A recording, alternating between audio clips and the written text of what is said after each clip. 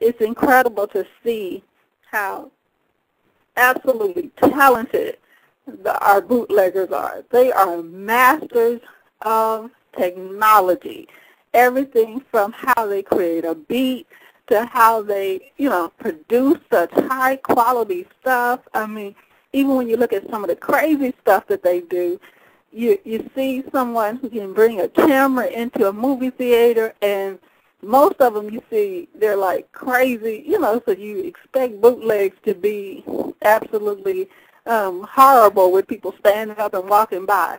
But they don't, the ones that we deal with, they don't got so sophisticated that, you literally feel like you're in the movie theater. You're right there, watching the movie. And so while we admire their ability to do this, we want to get them away from all of the illegal activities that they do and just give them something positive that they can be proud of, and tell the little bitty children about. So we have a technology program that we're going to be dealing with to help the black community understand the importance of technology. We have quite a few contests and programs for the children where they're going to be building a better computer for the black community. We're going to have them doing things. They're going to have their little businesses where they're able to learn how to do their own cartoons and a lot of different things that they're into anyway. We're going to show them how to make black video games. It's just we have a series of programs to start giving the children something to do, because most children tend to get in trouble simply because they do not have enough to do with their time, and boredom does breed trouble because you got to find something to do, and that's not always good things that they find to do.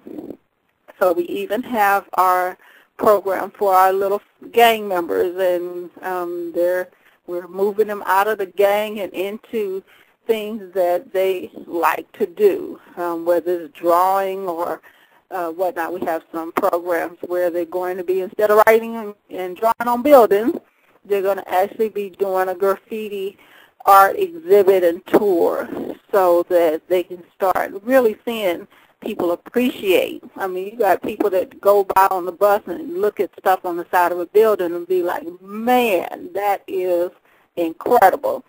But, for the store owner, it may not be so incredible. But we're going to give them an opportunity to really, really see people appreciate what it is that they do without condemning the fact that they are causing so much damage by what they love to do. So we're just going to give them an outlet so that they can not only get that appreciation that they're looking for, but they also start making them some money, because some of their artwork is incredibly elaborate. It's absolutely wonderful. So we want to make sure that they are getting the credit and the funding that they need to keep that going. For our television show, we're going to be moving that because of our children. We're going to be moving that into a whole nother phase. We're going to have a show that will be broadcast on YouTube. We'll have a show that you can pull up on the website and see the show about the different things that we're going to be dealing with in the community and different just the different things that are occurring, things that need to occur. You got things coming up that will affect the black community, everything from legislation.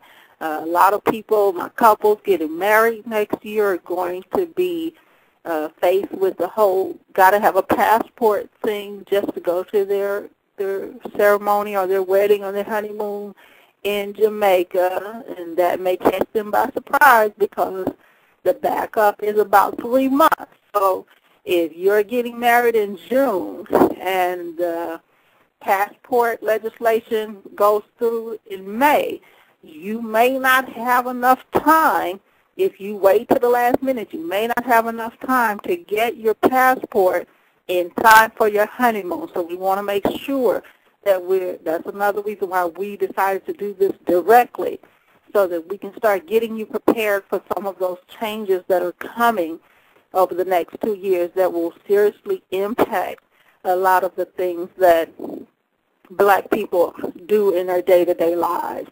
So to help with that situation, and just to get more black people traveling, period, back to the different African countries and island countries, we have set up a series of black travel agents.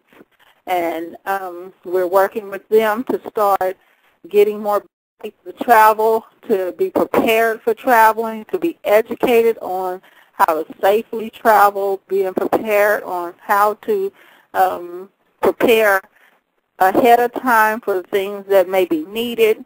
We just want to make sure that people are understanding this is the black economy that we are affecting. And right now, many of the black people in the black economy are only putting dollars and pennies into it, whereas they put hundreds and thousands of dollars into the white economy, and then they wonder why the white economy is crushing the black economy. So we just want to make sure that they have the tools and understanding and the education necessary to understand how all of those dots in the pyramid fit together, how the blocks come together and make up a better black community and a better black economy.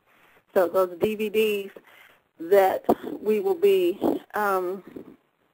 doing will also include the information about how to contact the travel agencies and how to, if you're going to be traveling, some of the things that you may need to know, as you're getting close to your time for your graduation, your vacation, your honeymoon, your wedding, things like that.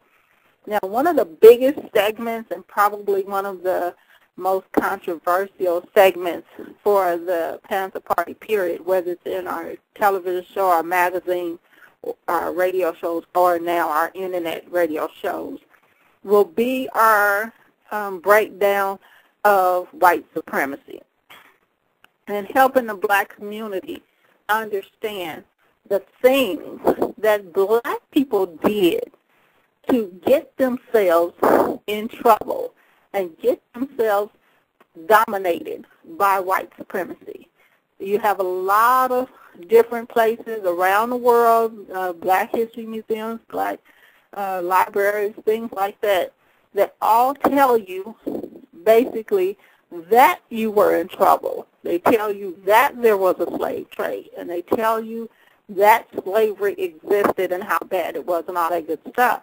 But because many of them are funded by the very people who funded the slave trade or descendants of the people who funded the slave trade, many of them are prevented, discouraged, or even afraid to tell you the truth about what black people did to get themselves caught up in that mess. How did they go from being kings and queens and statesmen and all that good stuff? How did they go from that to being slaves? And it's very important for blacks to understand how that occurred, because right now their children and their grandchildren are repeating the cycle in the same exact order. So that on January 1st, 2000, we actually began another phase of the Willie Lynch syndrome. And we're going to break that down for the black community so that they understand that this one is due to enslave black people for the next 500 years to the year 2500. So that's very, very depressing for those who see it coming. But we don't want people getting depressed. We want them getting busy and actually correcting some of the mistakes that they made. And remember, people are trying their best to distract you from correcting your mistakes. So just as hard as they are trying to distract you from correcting those mistakes, we are going to be working just as hard to push you to focus on correcting them so that you will be able to actually see yourself or your grandchildren or your great-grandchildren back the way they were before they were slaves. And that's very, very important. And in order to do that, you have to understand how white supremacy affects your day-to-day life, how the things that you watch on television, how the things that you support, the things that you buy, the things that you believe in actually promote and encourage white supremacy and the domination over you. So it's important that black people really pay attention closely to that segment, because you'll find things that you may not have realized you were doing that you may want to say, okay, hey, let me stop this because I do not want to promote my boss's domination over me. I want to be able to say that I do my job, I do it well, and pay me for the job that I do. Do not, do not just see me as a person here from 8 to 5 picking cotton for your plantation. I am learning what I need to learn in order to be your competition. And that's what every person sitting in a job should be doing. Every black person, by the time you're there for 6 months, you know what it takes to run that section, that whatever it is, that department. And by the time you're there for a year, 2 years, you know what it takes pretty much to run that company. If you don't, then don't just sit there. Learn the things you need to learn so that you can build your own company. You are not free as long as you have to ask someone else for a day off to take your child to the doctor. That is how you know you are not free. And that was a criteria that our elders gave us. If you have to ask a person for permission to have the day off to take your child to the doctor, then you are a slave, because a free person simply tells people, I won't be here today because I'm going to be taking the baby to the doctor. Hold all my calls. I'll talk or transfer them over to tomorrow. I'll be back tomorrow. That's when you know you're free. Okay? So just so if anybody should ask, you now know what makes a person free and not free, at least in that definition. Want to let you know, those of you that are just coming in, this is the Nita Black Show. I'm your host, Nita Black.